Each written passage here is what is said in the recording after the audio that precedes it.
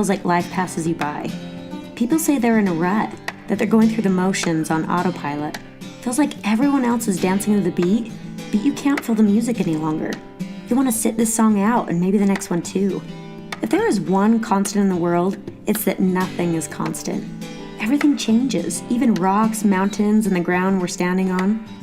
Change may be gradual or sudden, but nothing stays the same from minute to minute or day to day. It's inevitable.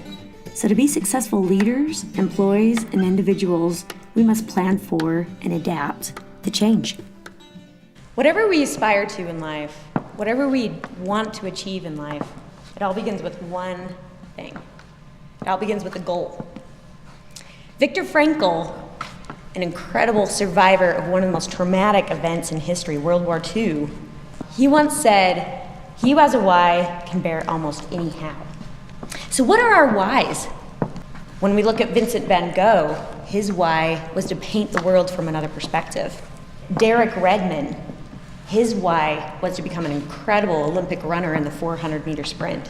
When we look at Itzhak Perlman, his why was to become one of the most amazing violinists today. So with all of these whys, what were their hows? We're all pretty familiar with the adage of Stephen Covey's begin with the end in mind, that was with his book, 7 Habits of Highly Effective People. But begin with the end in mind, I suggest begin with the change in mind. Begin with the hows in mind. We experience those hows in the training and the practice that we do, but also the critics, the people who tell us we can't, the people who tell us we're no good, and surviving past that. So let's look at Vincent van Gogh. The guy was 27 when he started to paint. If we were to look at today's life, we all think that we need to be at the top of some company by the time we're 30. And where did this idea come from? It actually came from an idea back in the 50s when an advertising company said, "Hey, who should we target?" And they decided to target people in their 20s and their 30s. So all of a sudden people are looking at these ads of people super highly successful in their 20s and 30s, and it coming in our mind that, oh my gosh, we have to be successful too.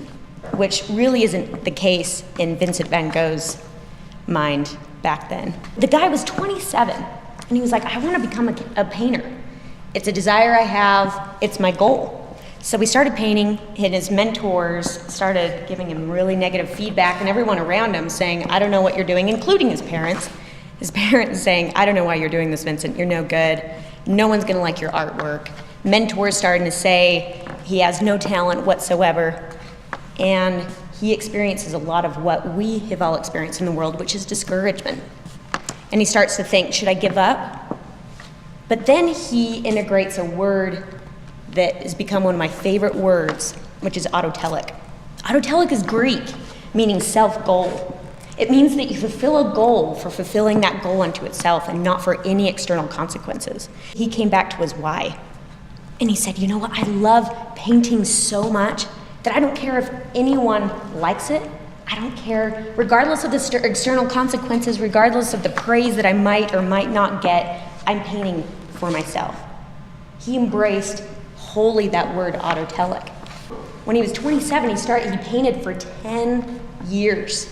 He painted prolifically. He would spend day and night. Then knowing what the guy went through, I would probably chop my own ear off. He went through scurvy, he starved, he lived with his parents for so long, and he also experienced so much loneliness.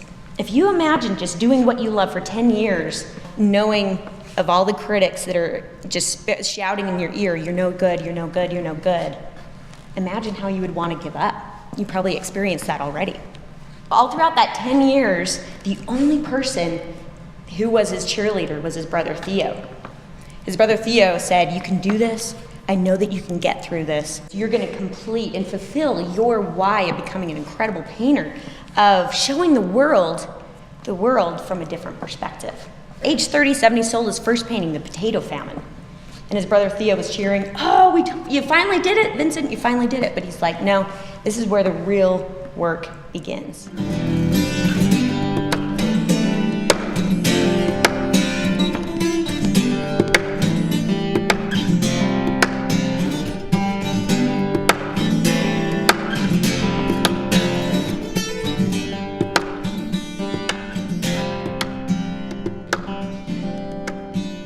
Let's look at Itzhak Perlman, greatest violinist of all time. Do you know how many hours that guy must have practiced? Malcolm Gladwell says that it takes 10,000 hours to not only become an expert, but to become absolutely phenomenal at what you do. When I was growing up as a musician, I learned an adage that we're probably pretty familiar with: practice makes perfect. Well, when I was younger and I had to practice 2 hours a day, I became pretty smart and I was like, well, 1 + 1 = 2, right? So I pulled out a tape recorder, and if anyone's 25 or younger, I'll tell you what a tape recorder is after. But I pulled out a tape recorder, I recorded myself for an hour, and I just practiced and I practiced, and I'm like, oh, this is such a brilliant idea, this is such a great idea. And after that hour, I stopped the tape, I pressed rewind, I hit play, I was out the window to my friend Kim's house. So my friend Kim and I were playing Clue, and my dad calls, and he's like, Camille? I was like, yes. He's like, I'm in your room, and you're not. And I kept noticing the same mistakes over and over again, and I opened the room to find a tape recorder. Come home immediately. So I walked home thinking, oh my gosh, I'm gonna be punished, I'm gonna be grounded. He said, you know what, that was pretty creative, never do it again. But he taught me an incredible lesson I will never forget. He said, you know what, Camille, I've always told you that practice makes perfect, but practice makes permanent. Our habits determine and guarantee our future success.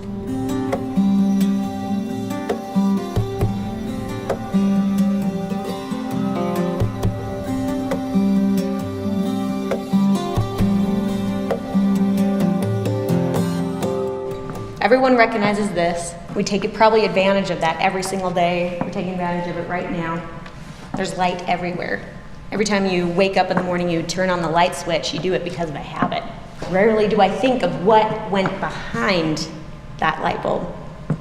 Anyone remember how many times it took Thomas Edison to get this right? Yeah, it took 1,200 times. 1,200 times. I think if I were trying to invent the light bulb, and there was always a race to get to it, who's gonna get to it first? I can't even imagine, 1,200 times, I would probably get to like number 17, I'd be like, you know what, I meant for something else. I'm not meant to invent the light bulb. Someone else can do it. He knew his why.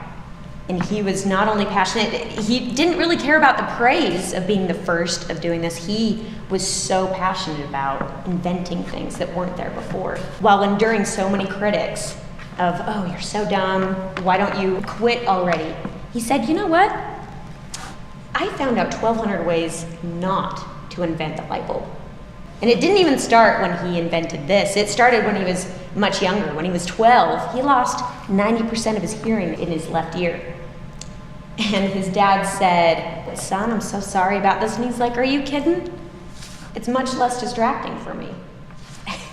And I think about that all the time, because we're all distracted in this distracting world. How he took something potentially negative and turned it into a positive, because he knew his why. Later in life, when he was older, he had his whole factory full of his inventions, full of the charts that were later burned up in a factory fire. And he came back the next day after his factory fire, got together all of his employees, and he said, you know what? We have an amazing thing here. We have all of our mistakes burned up. We didn't need them anyway.